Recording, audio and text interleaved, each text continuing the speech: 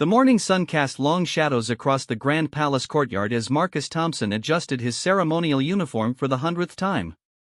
The red fabric felt heavier today, weighted down not just by the gold braiding and polished buttons, but by the responsibility that came with wearing it. At 28 years old, Marcus had spent the last 6 years of his life standing guard at Buckingham Palace, but today felt different somehow. There was an electricity in the air, a tension that made his skin prickle beneath the thick wool of his uniform. Marcus had always been proud of his position. Growing up in a small town outside Manchester, he had dreamed of serving his country, of being part of something bigger than himself. His father, a factory worker with calloused hands and tired eyes, had looked at him with such pride the day Marcus told him he had been accepted into the Queen's Guard. "My boy," his father had said, his voice thick with emotion, "you're going to make a real difference in this world." But, standing here now, watching the steady stream of tourists gathering behind the metal barriers, Marcus wondered if his father would still be proud.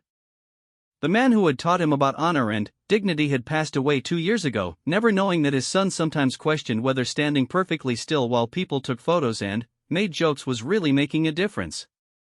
The tourists were already forming thick crowds despite the early hour. Marcus could hear their excited chatter in dozens of different languages, see the flash of cameras and smartphones being raised to capture the perfect shot. Most of them were respectful enough, content to observe from behind the barriers and snap their photos from a distance. But there were always a few who pushed boundaries, who seemed to think that the guards were nothing more than living statues put there for their entertainment. "Stay sharp today," Sergeant Williams had warned during the morning briefing. "Intelligence suggests we might have some protesters coming through. Nothing serious, but keep your eyes open." The sergeant was a weathered man in his 50s who had seen everything in his 20-year career. He treated the younger guards like sons, always looking out for them while maintaining the strict discipline that the position demanded. Marcus took his position at the palace entrance, his rifle held at precisely the correct angle, his face a mask of professional neutrality. This was the hardest part of the job, he had learned. Not the physical demands of standing motionless for hours, not the weight of the uniform or the discomfort of the bearskin hat. It was the mental discipline required to remain completely impassive while chaos swirled around him. The first few hours passed quietly. A school group from Japan took turns posing for photos, their teacher keeping them at a respectful distance while explaining the history of the guards in broken English. An elderly couple from Australia asked their son to take a photo of them in front of the palace, the woman commenting on how handsome the guard looked in his uniform. Marcus allowed himself a small internal smile at that, thinking of how his mother would react if she heard. But, as the morning wore on and the crowds grew thicker, the atmosphere began to shift. Marcus noticed a group of well-dressed women approaching, their voices carrying over the general murmur of the crowd. They were clearly wealthy, their clothes expensive and perfectly coordinated, their jewelry catching the sunlight. Leading the group was a woman in her 40s with perfectly styled blonde hair and an air of authority that seemed to part the crowd before her. "I'm telling you, Victoria," one of the women was saying, "these guards are nothing but decoration now. They're not real soldiers anymore.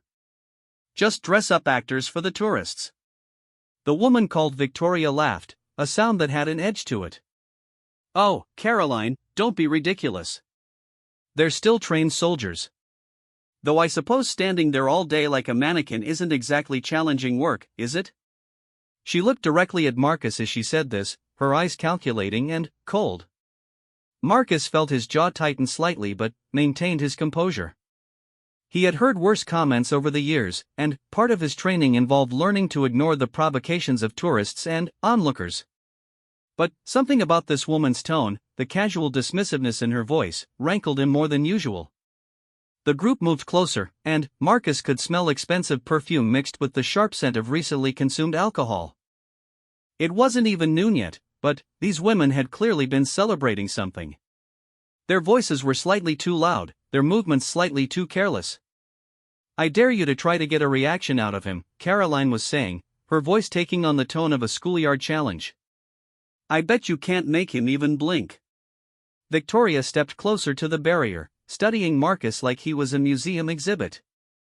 "Is that a challenge?" she asked, her voice carrying the confidence of someone who had never been denied anything she wanted. "Because I never backed down from a challenge."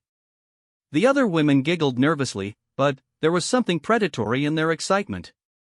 Marcus could sense what was coming, could feel the shift in energy that preceded trouble. He had learned to recognize these moments, when entertainment-seeking tourists crossed the line from harmless fun into something more dangerous.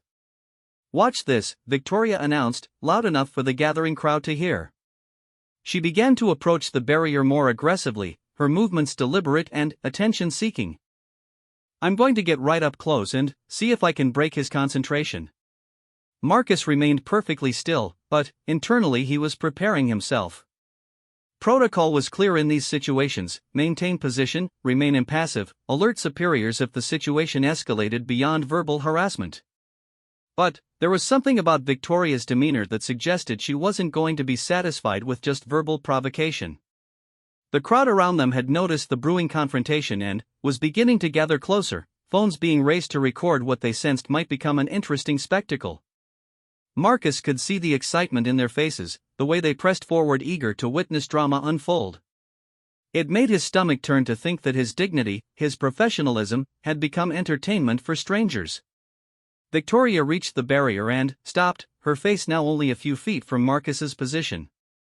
She was beautiful in the way that money could buy, with perfect makeup and expensive dental work, but there was something ugly in her expression, something that spoke of a lifetime of getting her way through intimidation and entitlement. "Hello there, soldier boy," she said in a mocking tone, her voice dripping with false sweetness. "Having fun playing dress-up today? Must be exhausting standing there doing absolutely nothing." Marcus felt every word like a physical blow, but he maintained his position. His training kicked in, years of discipline and professionalism holding him steady even as anger began to build in his chest.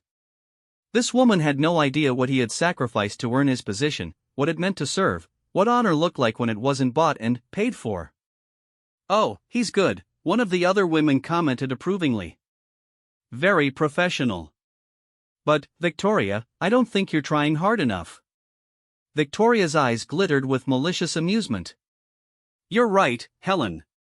I'm being far too polite." She leaned closer to the barrier, her voice dropping to a stage whisper that was clearly intended to be heard by the watching crowd. "Tell me, guard, do you ever feel like a complete waste of taxpayer money? Standing here in your little costume while real soldiers do actual work?" The crowd had grown larger now, forming a semicircle around the confrontation. Marcus could hear the murmur of commentary in multiple languages, could see the red lights of phones recording the scene. Whatever happened next would be captured and shared across the internet within minutes. The thought should have made him more cautious, but instead it only increased his frustration. His humiliation was becoming public entertainment. Victoria seemed to feed off the attention, her voice growing louder and more aggressive. "I'm talking to you, soldier. Don't you think it's rude to ignore a tax-paying citizen? After all, my money pays your salary. The least you could do is acknowledge me when I'm speaking to you." Marcus felt sweat beginning to form beneath his bearskin hat despite the cool morning air. His hands gripped his rifle more tightly, not as a threat but as an anchor, something solid to hold onto while this woman tried to strip away his dignity piece by piece. He thought of his father's words about honor, about service, about doing the right thing even when it was difficult. This was one of those moments, he realized. A test of everything he claimed to believe in. "You know what I think?" Victoria continued, her voice now carrying clearly across the courtyard. "I think you're nothing but a glorified scarecrow. A pretty decoration to make the tourists feel like they're seeing something authentic. But there's nothing authentic about you, is there? You're just a man playing dress-up, pretending to be important." The words hit Marcus like physical blows, each one carefully chosen to wound. But it wasn't just the insults that bothered him. It was the way Victoria delivered them, with the casual cruelty of someone who had never faced real consequences for her actions. It was the laughter of her friends, the excited murmur of the crowd, the way his pain had become their entertainment. "Still nothing?" Victoria asked with mock disappointment. "How disappointing? Caroline, I think you might be right. These aren't real soldiers at all. They're just hired actors who can't even be bothered to interact with the public." Marcus felt something shift inside him, a crack in the professional facade he had maintained for 6 years. This woman didn't just want to provoke him, she wanted to humiliate him, to prove that everything he stood for was meaningless. And, the worst part was that part of him was beginning to believe she might be right. The sun climbed higher in the sky, casting harsh shadows across the courtyard. The crowd continued to grow, drawn by the spectacle of a wealthy woman tormenting a guard who couldn't fight back. And, through it all, Marcus stood perfectly still, his training warring with his growing anger, his professionalism battling against his human need for dignity and respect. He had no idea that this was only the beginning, that Victoria was just getting started, and that before this day was over, everything he thought he knew about honor, duty, and the price of doing the right thing would be tested in ways he never could have imagined. Victoria stepped back from the barrier with a theatrical sigh, her perfectly manicured hands gesturing dramatically as if she were performing for an audience. Which, Marcus realized with growing unease, she essentially was. The crowd had swelled to nearly 50 people, all of them watching the confrontation with the eager anticipation of spectators at a boxing match. "This is honestly pathetic," Victoria announced to her friends, but loud enough for everyone to hear. "I'm trying to have a simple conversation with this man, and he's completely ignoring me. Is this what we're paying for with our tax money? Public servants who can't even be bothered to acknowledge the public?" Her friend Caroline nodded enthusiastically, clearly enjoying the performance. "It is rather rude, isn't it? I mean, we're not asking for much. Just basic human courtesy." Marcus felt his eye twitch involuntarily. The irony of being lectured about courtesy by a woman who had spent the last 20 minutes hurling insults at him was not lost on him. But, his training held firm, years of discipline keeping him motionless even as every instinct screamed at him to respond, to defend himself, to put this entitled woman in her place. Victoria began to pace back and forth in front of the barrier, her designer heels clicking against the pavement with each step. She reminded Marcus of a predator circling its prey, looking for the perfect moment to strike. Her expensive handbag swung with each turn, and Marcus noticed several tourists stepping back to give her more room, sensing that she was working herself up to something. "You know what the problem is with people like him?" Victoria said, pointing directly at Marcus as if he wasn't standing right there. "They think they're special. They think that uniform gives them some kind of authority, makes them better than the rest of us. But, look at him. He's just standing there like a statue because that's all he's capable of." The crowd was eating it up. Marcus could see phones being raised higher, cameras zooming in on his face to catch any flicker of emotion. He wondered how many of these videos would end up on social media by the end of the day, how many times his humiliation would be shared and reshared across the internet. The thought made his stomach clench with a mixture of anger and helplessness. "Victoria, maybe you should calm down a bit," one of her friends suggested nervously. Helen, Marcus thought her name was. She seemed less comfortable with the growing spectacle than the others, her eyes darting between Victoria and the crowd with increasing concern. "People are starting to stare." Victoria whirled around to face her friend, her eyes flashing with anger. "Let them stare. I have every right to express my opinions about public servants. This is still a free country, last time I checked." She turned back to Marcus, her voice rising even higher. "Isn't that right, soldier boy? We still have freedom of speech in England, don't we? Or are you going to arrest me for asking questions?" Marcus felt his hands tighten on his rifle again, the familiar weight providing some small comfort in the storm of verbal abuse washing over him. He thought about his training, about the hours spent learning to maintain composure under pressure. But no amount of training had really prepared him for this level of sustained, personal attack. Military enemies were one thing, entitled civilians with nothing better to do than torment someone who couldn't fight back were something else entirely. A new voice cut through the crowd, authoritative and concerned. "Ma'am, I'm going to have to ask you to step back from the barrier and lower your voice." A police officer had appeared, his uniform marking him as one of the special constables assigned to patrol the palace grounds. Marcus felt a wave of relief that someone in authority had finally noticed the situation. Victoria turned to face the officer, and Marcus could see her calculating expression as she sized up this new challenge to her performance. For a moment, he thought she might back down, might finally realize that she had crossed a line.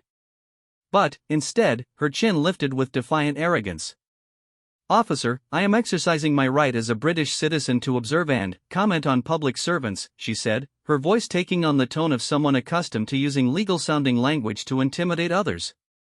"I have done nothing illegal, and I resent being told to move along when I'm simply standing in a public space."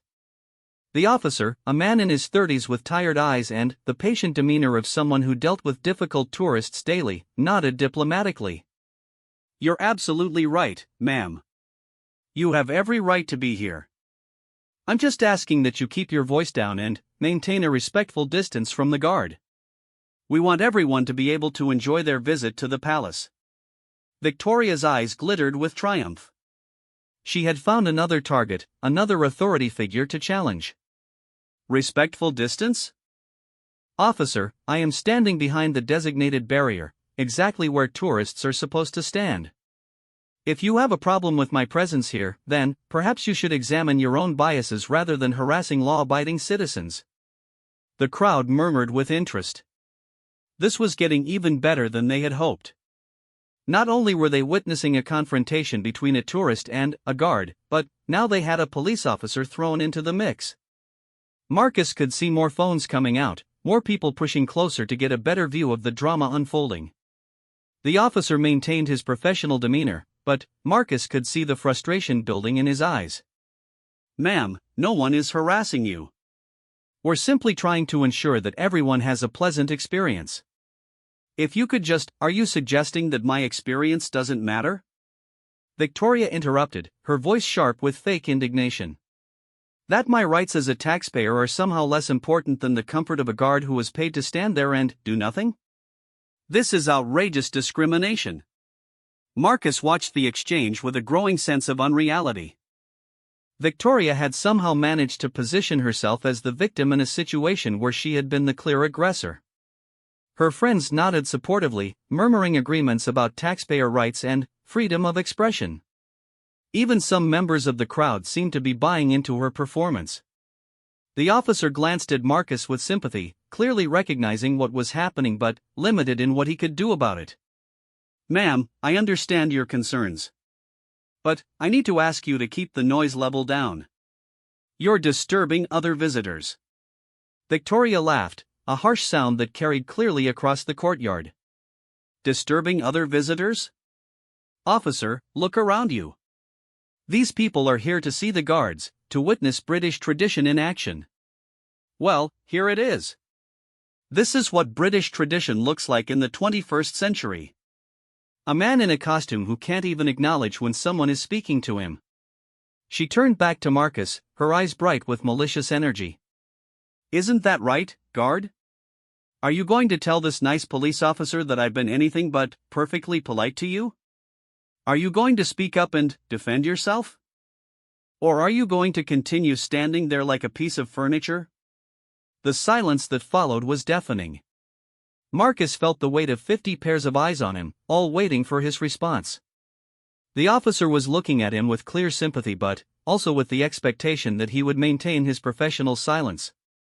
Victoria was staring at him with triumphant satisfaction, knowing that she had put him in an impossible position. Marcus thought about his oath of service, about the promises he had made when he accepted his position. He thought about the honor of the regiment, about the traditions he was sworn to uphold. But he also thought about his father, about dignity, about the human cost of allowing bullies to win through persistence and cruelty. The internal struggle was invisible to the watching crowd, but it felt like a war raging inside Marcus's chest. Every instinct told him to respond, to defend himself, to put this woman in her place with a few well-chosen words. But his training, his professionalism, his commitment to his duty held him silent. Victoria sensed his internal struggle and pressed her advantage. "You see," she said to the officer, to her friends, to the crowd. "He knows I'm right. He knows that he's nothing but a useless decoration, a waste of public money. That's why he won't speak. Because he can't defend what he does because there's nothing to defend." The officer cleared his throat uncomfortably. "Ma'am, the guards are trained to maintain their positions without engaging with the public. It's not a sign of disrespect, it's part of their duty." "Duty?" Victoria scoffed. Standing perfectly still is a duty? Officer, with respect, I think you and I have very different definitions of that word. Real soldiers have duty. Real soldiers protect people, fight for their country, risk their lives for something greater than themselves. This man is playing dress up. Marcus felt something crack inside him. Not his professional composure, not yet, but something deeper. The casual dismissal of everything he believed in, everything he had worked for, was eating away at his sense of self-worth like acid. Victoria had found exactly the right words to wound him, had somehow identified his deepest fears about the meaninglessness of his position and weaponized them against him. The crowd sensed that something was building. The energy in the courtyard had shifted, become more tense, more expectant. Even Victoria's friends were beginning to look uncomfortable, though whether from embarrassment at their friend's behavior or concern about where this was heading, Marcus couldn't tell. "I'll tell you what," Victoria said, her voice taking on a tone of fake reasonableness. "I'll make this simple. All I want is for this man to acknowledge my presence. One word, one nod, any sign that he recognizes that I exist. That's not too much to ask from a public servant, is it? Just basic human courtesy." She stepped as close to the barrier as she could get, her face now only a few feet from Marcus's position. "Come on, guard. Just say hello. Prove to all these nice people that you're actually human and not just a very expensive mannequin." The silence stretched on, heavy with anticipation. Marcus could hear his own heartbeat in his ears, could feel sweat running down his back despite the cool air. The moment felt balanced on a knife's edge, as if the entire world was waiting to see which way it would fall. Victoria's expression began to change, her fake sweetness giving way to something harder, more dangerous. "Fine," she said, her voice dropping to a whisper that somehow carried further than her previous shouting. "If you won't acknowledge me as a human being, then I suppose I'll have to treat you the same way." Marcus felt a chill run down his spine. Something in her tone, in the way her eyes had gone cold and calculating, warned him that she was about to escalate this confrontation to a level that nobody was prepared for. The crowd seemed to sense it too, pressing closer with the eager bloodlust of spectators who knew they were about to witness something unprecedented. And, in that moment, as Victoria's hand began to move toward her purse with deliberate purpose, Marcus realized that all his training, all his preparation, all his commitment to duty and honor, was about to be tested in a way he had never imagined possible. Victoria reached into her expensive designer purse with the deliberate movements of someone who had made a decision and was committed to seeing it through. The crowd held its collective breath, sensing that they were about to witness something unprecedented. Marcus watched her hand disappear into the bag, his training warring with his human instincts as he tried to assess potential threats while maintaining his ceremonial position. What she pulled out was not what anyone expected. Instead of something threatening, Victoria withdrew a small bottle of water and a packet of expensive tissues. But there was something in her expression, something calculating and cold, that made Marcus's stomach clench with apprehension. "You know what," Victoria said, her voice taking on an almost conversational tone that was somehow more unsettling than her previous shouting. "I've been thinking about this all wrong. I've been trying to get a reaction from you by talking, but maybe you're just hard of hearing. Maybe you need a more direct approach." She unscrewed the cap of the water bottle with exaggerated care, her movements slow and deliberate. The police officer stepped forward, sensing that the situation was about to escalate, but Victoria held up her free hand in a gesture of mock innocence. "Relax, officer. I'm just getting myself a drink. It's quite warm out here, don't you think?" She took a small sip from the bottle, never taking her eyes off Marcus. "Although I have to say, I'm finding this whole experience quite refreshing. It's not often you get to see public servants so clearly demonstrate their complete disregard for the people they're supposed to serve." The crowd was growing larger by the moment. Word of the confrontation had spread, and people were streaming across the courtyard to see what was happening. Marcus could see tour groups being led over by guides eager to show their clients something more exciting than the standard historical commentary. The situation was spiraling out of control, but there was nothing he could do to stop it without abandoning his post. Victoria began to walk back and forth in front of the barrier again, the water bottle swinging casually in her hand. "I've been coming to this palace for 20 years, she announced to the watching crowd. 20 years of bringing my children, my friends, visitors from abroad. And I have always shown respect for the traditions, for the ceremony, for what this place represents." She paused dramatically, turning to face Marcus directly. "But, today, I've realized something. This tradition, this ceremony, it's all fake. It's all just theater. These aren't real soldiers protecting anything important. They're just actors in costumes, putting on a show for tourists while collecting government paychecks." A murmur ran through the crowd. Some people nodded in agreement, caught up in Victoria's passionate delivery. Others looked uncomfortable, sensing that she was crossing lines that shouldn't be crossed. Marcus felt a sick fascination with how effectively she was working the audience, turning his humiliation into entertainment and her aggression into righteous indignation. "And the worst part," Victoria continued, her voice rising again, "is that they won't even acknowledge that we exist. They stand there in their pretty uniforms, looking down on us ordinary citizens like we're not worth their notice. Like we're beneath them." Helen, one of Victoria's friends, finally stepped forward with obvious reluctance. "Victoria, maybe we should go. People are starting to know." Victoria snapped, whirling to face her friend with fury in her eyes. "I am sick and tired of people like you telling me to back down, to be polite, to know my place. This man is a public servant. He works for us. And if he won't show basic respect for the people who pay his salary, then maybe it's time someone taught him a lesson about courtesy." The police officer moved closer, his hand moving instinctively toward his radio. "Ma'am, I really need to ask you to calm down. You're disturbing the peace, and if you continue, I'll what?" Victoria challenged, stepping toward the officer aggressively. "You'll arrest me? For what? Standing in a public place and expressing my opinion?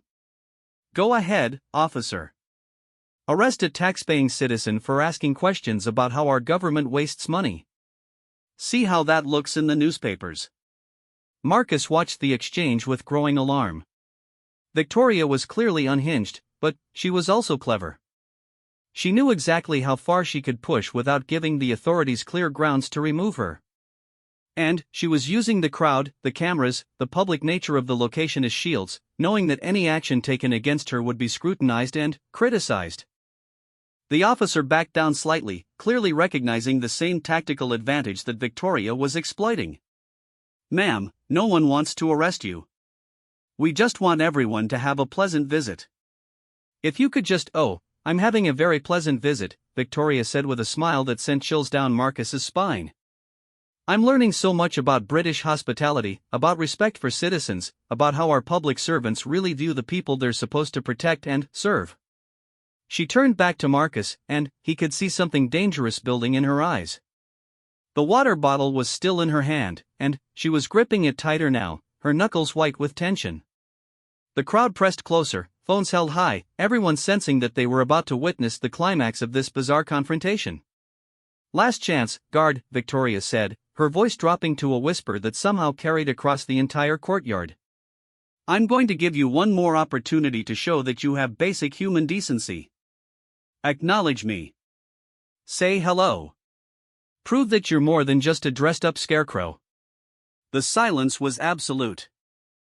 Even the traffic from the street seemed to have faded away, leaving only the sound of dozens of people breathing, waiting, watching. Marcus felt the weight of the moment pressing down on him like a physical force. Everything he had trained for, everything he believed about duty and honor and service, was crystallized in this single moment of choice. He thought about his father, about the pride in the old man's eyes when he had first put on this uniform. He thought about his fellow guardsmen, about the traditions they upheld, about the meaning behind the ceremony that Victoria was so eager to dismiss as meaningless theater. He thought about honor, about dignity, about what it meant to serve something greater than yourself. And then, he looked at Victoria, saw the malicious anticipation in her eyes, the way she was feeding off his pain and the crowd's attention. He saw the phones recording everything, knew that whatever happened next would be shared and reshared across social media, analyzed and debated and turned into content for people who would never understand what this moment really meant. Nothing? Victoria asked, her voice rising with theatrical disappointment. Still nothing? Well, then, I suppose I'll have to try a different approach. Without warning, she raised the water bottle and squeezed, sending a stream of cold water directly at Marcus's face. The liquid hit him square in the eyes, running down his cheeks and soaking into his uniform. The crowd gasped collectively, a sound of shock and excitement that sent waves of shame and anger through Marcus's chest. There! Victoria announced triumphantly. Now let's see if you react to that. Marcus blinked rapidly, trying to clear the water from his eyes while maintaining his position. The cold liquid had shocked him, but it was the humiliation that really stung. 50 people had just watched him be degraded like a disobedient animal, and there was nothing he could do about it without abandoning everything he stood for. The police officer finally moved, stepping forward with authority. "Ma'am, that's assault. You need to come with me right now." But Victoria wasn't done. The taste of victory, the rush of power she felt from humiliating someone who couldn't fight back, had only emboldened her. "Assault," she laughed. "It's water, officer. I splashed a little water on a man who was being rude to me. Surely that doesn't qualify as assault in anyone's book. Ma'am, you deliberately threw liquid at a member of the Queen's Guard. That is absolutely assault, and I am placing you under arrest." The officer reached for his handcuffs, but Victoria stepped back quickly, her friends moving to shield her. "This is outrageous," she shrieked, her voice carrying across the courtyard with piercing intensity. "I am being persecuted for standing up to government waste and incompetence. This is exactly the kind of police state tactics that people warned me about." The crowd was in uproar now, some people shouting support for Victoria, others calling for her arrest. The phones were recording everything, capturing every moment of the chaos that was unfolding. Marcus stood perfectly still in the center of it all, water dripping from his face and uniform, feeling like the eye of a hurricane of human stupidity and cruelty. Victoria suddenly broke free from her friends and lunged toward the barrier again, her face twisted with rage and something that looked almost like madness. "You want to see assault?" she screamed at Marcus. "I'll show you what assault really looks like." And, before anyone could stop her, before the police officer could react, before Marcus could even process what was happening, Victoria's hand whipped through the air with vicious intent. The sound of flesh meeting flesh echoed across the courtyard like a gunshot, sharp and brutal and final. Victoria had slapped him. In front of 50 witnesses, in front of cameras that were broadcasting to the world, this entitled woman had actually struck a member of the Queen's Guard who was bound by duty and honor to stand perfectly still and take it. The silence that followed was deafening. Even Victoria seemed shocked by what she had done, her hand still raised in the air as if frozen by the magnitude of her action. The crowd stood motionless, cameras still rolling, everyone realizing that they had just witnessed something that would change everything for everyone involved. Marcus felt his cheek burning where her hand had connected, felt the sting of the blow radiating through his skull. But, more than the physical pain, he felt something deeper breaking inside him. Something fundamental about justice, about honor, about what it meant to serve and protect people who didn't deserve protection. And, for the first time in 6 years of service, Marcus Thompson began to question whether standing perfectly still in the face of such naked cruelty was really the right thing to do after all. The slap echoed through the courtyard like a thunderclap, followed by a silence so complete that Marcus could hear his own heartbeat pounding in his ears. His left cheek burned where Victoria's hand had connected, the sting sharp and immediate, but it was nothing compared to the fire building in his chest. For 6 years, he had maintained perfect discipline. For 6 years, he had endured insults, provocations, and disrespect with unwavering professionalism. But this was different. This crossed a line that no amount of training had prepared him for. Victoria stood frozen, her hands still raised, her eyes wide with shock at her own actions. For a moment, the mask of entitled righteousness slipped, and Marcus could see genuine fear flicker across her face. She had gone too far, and she knew it. But then, just as quickly, her expression hardened again, and she lifted her chin with defiant arrogance. "There," she said, her voice shaking slightly but still carrying across the silent courtyard. "Maybe now you'll show some basic respect for your betters." The crowd remained motionless, phones still recording, everyone trying to process what they had just witnessed. A few tourists had their hands pressed to their mouths in shock. Others looked excited, thrilled to have captured something so dramatic on their cameras. The police officer was moving forward, but he seemed to be moving through molasses, his face a mask of professional shock. Marcus felt something shift inside him, like a dam finally giving way after years of pressure. The heat in his cheek spread through his entire body, mixing with an anger so pure and intense that it threatened to overwhelm his senses. But it wasn't just anger at Victoria, though she certainly deserved it. It was anger at the system that put him in this impossible position, at the tourists who treated him like entertainment, at the world that demanded he absorb abuse with a smile and call it duty. "Ma'am," the police officer said, his voice tight with controlled fury, "you are under arrest for assault on a member of the Queen's Guard. You have the right to remain silent, but anything you say may be given in evidence." Victoria laughed, a sound that had an edge of hysteria to it. "Arrest? For